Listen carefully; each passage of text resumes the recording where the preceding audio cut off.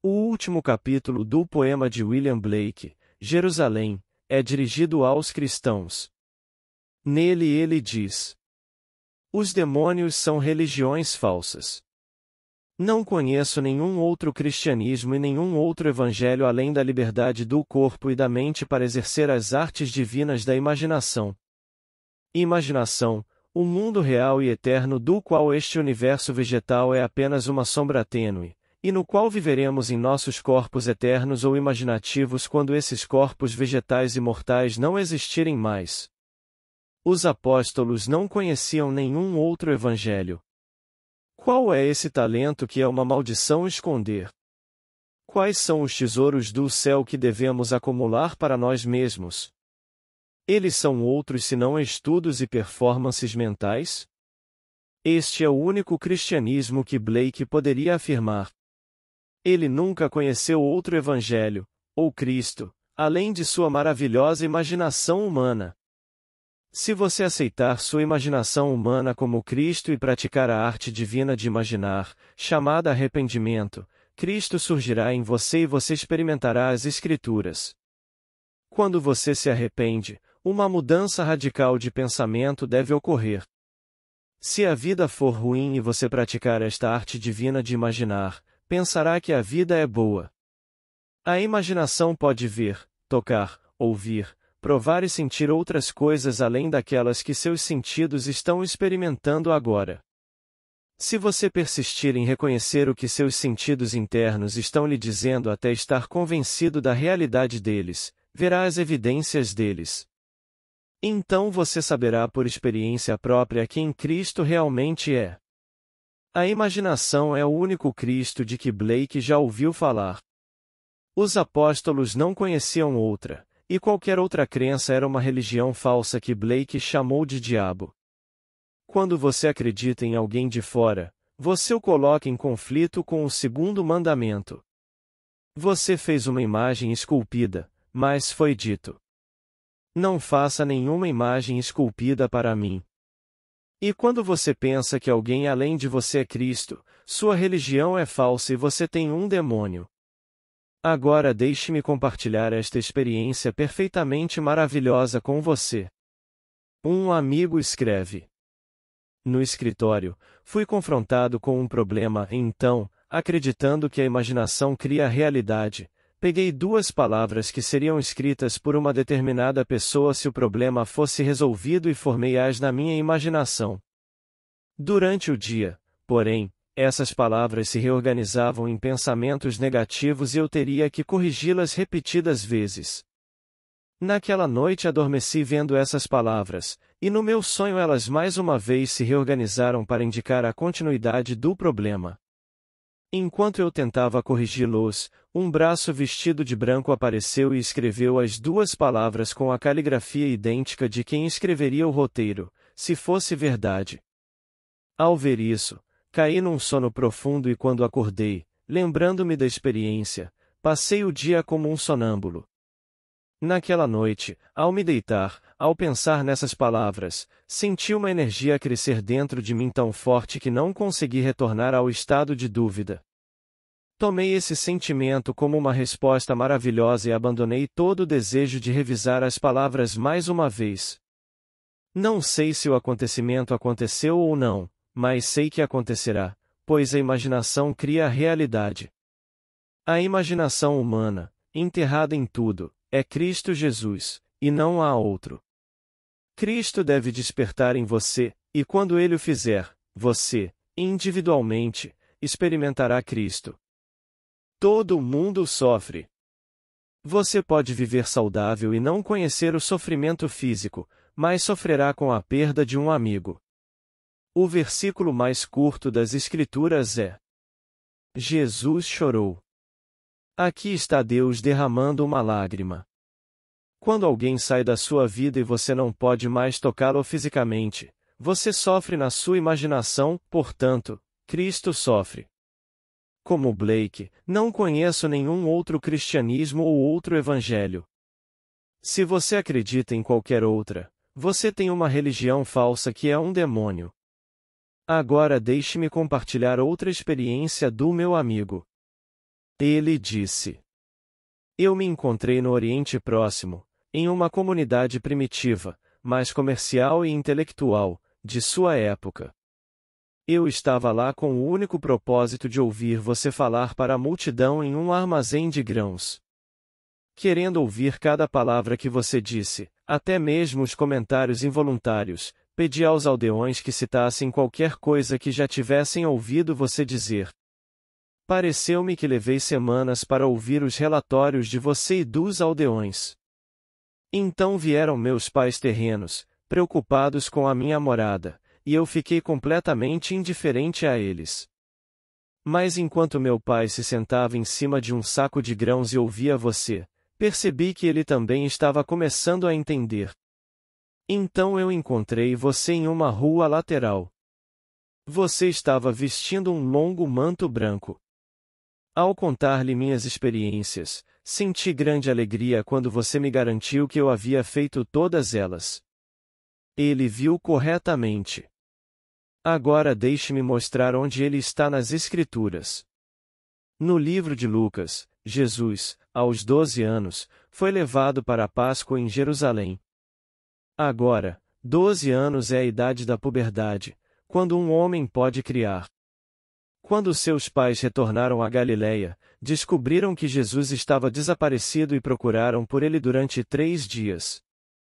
Ao encontrá-lo no templo, questionando os professores, sua mãe disse: Filho, como você pode fazer isso conosco?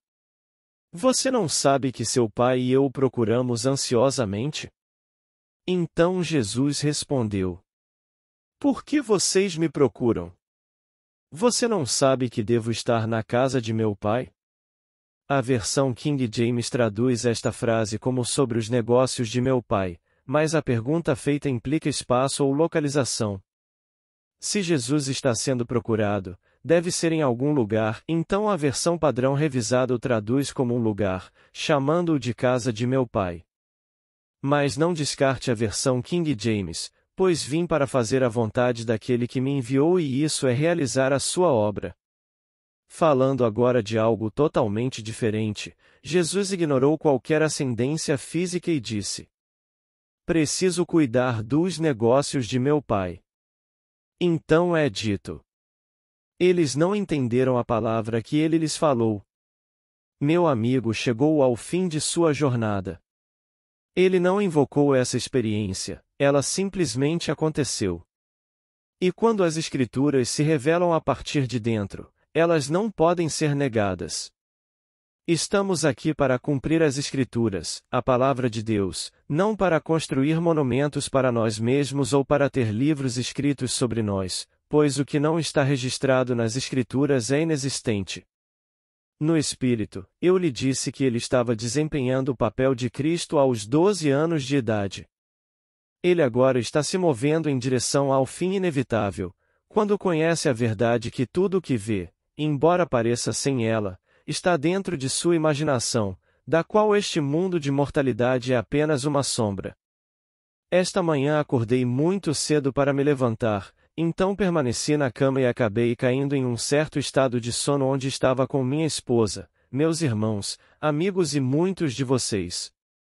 Enquanto estava lá, eu lhe disse que era um sonho e que, se eu acordasse, desapareceria e você deixaria de existir, para mim. Então acordei e, no que me dizia a respeito, você havia partido e eu havia desaparecido de sua vista. Neste momento meu corpo está em outro lugar. Se eu acordasse agora, desapareceria da sua vista e acordaria ali. E se eu acordasse da profundidade maior onde estou falando agora, eu também desapareceria lá. Veja, todo o vasto mundo é o homem empurrado para fora, pois não há nada além de Deus, que é a sua maravilhosa imaginação humana. Acredite na minha palavra e teste você mesmo. Tome uma frase como meu amigo, ou uma imagem que implique a realização de seu desejo. Mantenha isso em sua mente. Não conte a ninguém, mas convença-se da verdade e caia num sono profundo. Se você fizer isso, nenhum poder na terra poderá impedir que seu desejo se objetifique. Agora, Amós nos diz: enviarei fome sobre o homem. Não será fome de pão nem sede de água, mas de ouvir a palavra de Deus. Quando essa fome chega, ela é tão intensa que nada irá satisfazê-lo, a não ser uma experiência de Deus. E quando nada mais entra em sua mente, você chegou ao fim do caminho. Somos informados. Ele leu no livro a lei de Deus com interpretação, para que aqueles que a ouviram entendessem a leitura. Superficialmente, a Bíblia é um livro fechado, lido com os olhos velados. Mas quando chega alguém cujos olhos foram abertos pela experiência das Escrituras, ele compartilha o significado mais profundo do livro e interpreta sua leitura a partir da revelação. No livro de João, é feita a pergunta: como é que este homem recebeu tal aprendizagem quando não o estudou? As Escrituras não podem ser discernidas intelectualmente. Só é compreendido através da revelação. Somente quando o drama de Jesus Cristo se desdobrou em mim é que compreendi o mistério cristão. Agora, com Blake, sei por experiência própria que a imaginação humana é Cristo, o Pai de toda a vida. O homem está sempre procurando a causa dos fenômenos da vida, chamada Deus no Antigo Testamento e Pai no Novo. Mas o homem só encontrará a sua causa no final da sua jornada, quando Davi o revelar como o único Deus.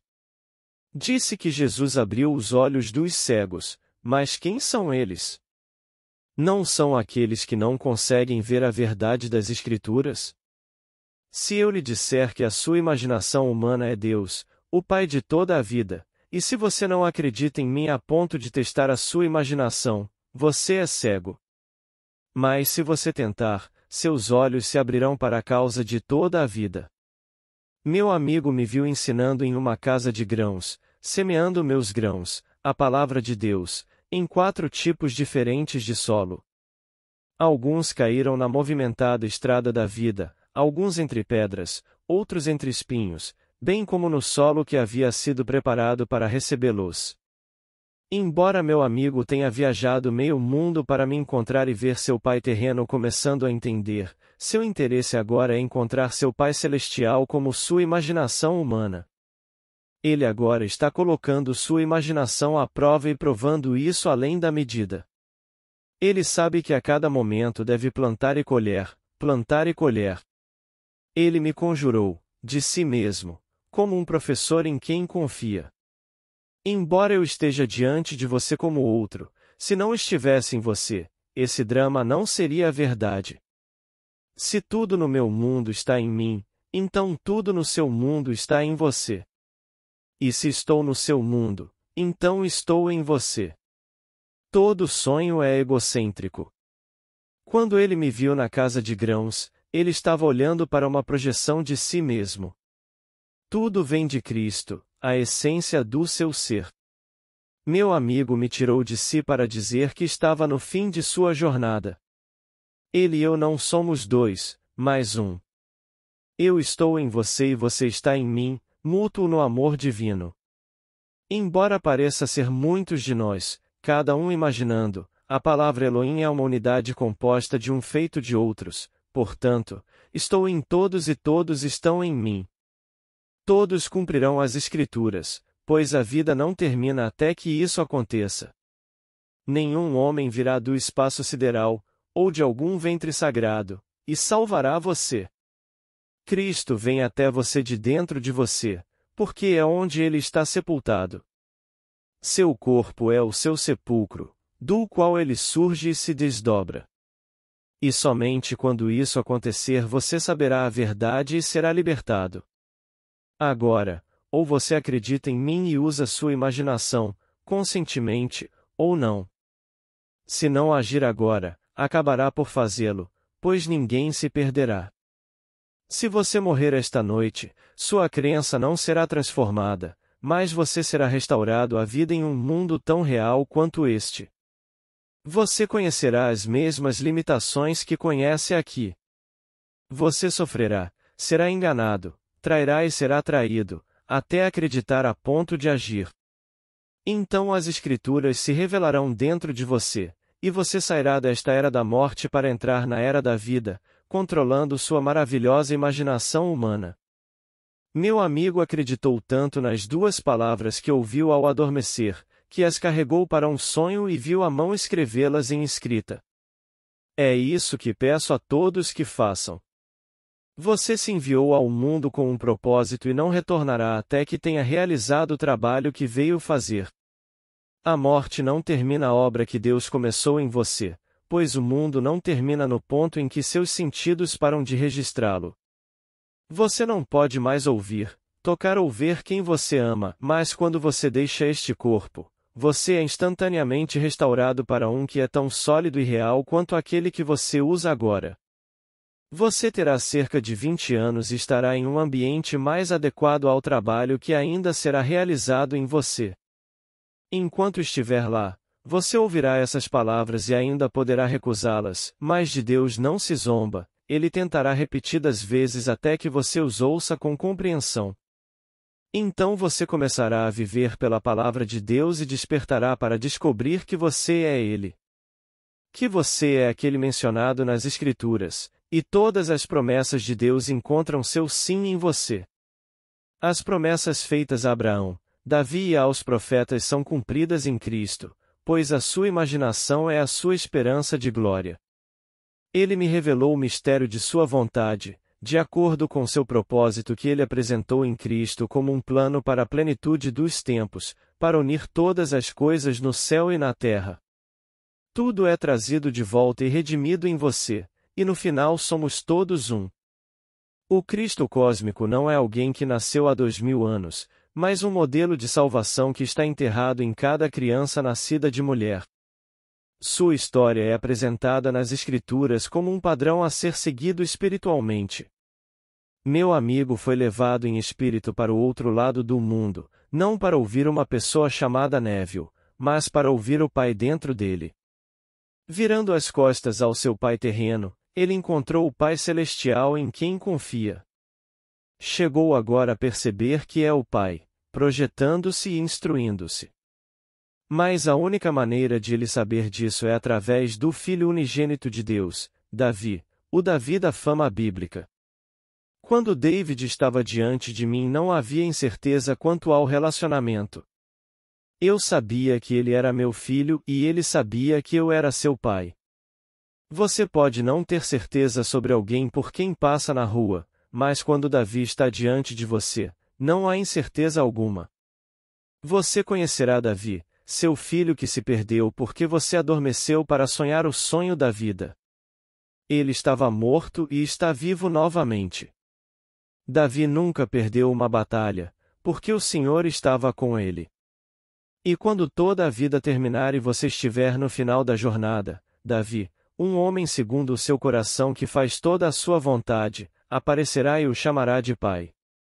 Então você deixará este mundo, não para mais ser restaurado à vida, pois você terá consciência de ser sua força vivificante. As Escrituras devem ser experimentadas para serem compreendidas. Não é história secular, mas história de salvação. É a história de Deus, que morreu e se enterrou na humanidade. A história de como ele ressuscita, individualmente, do estado de morte, para se tornar o único pai do único filho. Se eu sei que sou o pai de Davi e você sabe que é o pai dele, não somos um só pai. Por mais impossível que pareça, sem perda de identidade teremos o mesmo filho e saberemos que somos o mesmo pai. Faria alguma diferença para você se você fosse o dono do mundo, mas não soubesse disso? Você criou o mundo e tudo o que nele existe, mas adormeceu e está sonhando que está limitado, pobre, doente e faminto. E você continuará seu sonho no mundo do tempo, até me ouvir no armazém de grãos e acreditar em mim até o ponto de ação. Agora, vamos entrar no silêncio. Agradeço a todos que chegaram até aqui. Curta, comente e compartilhe nossos áudios, assim mais pessoas acessarão esses ensinamentos. Muito obrigada. Até o próximo vídeo.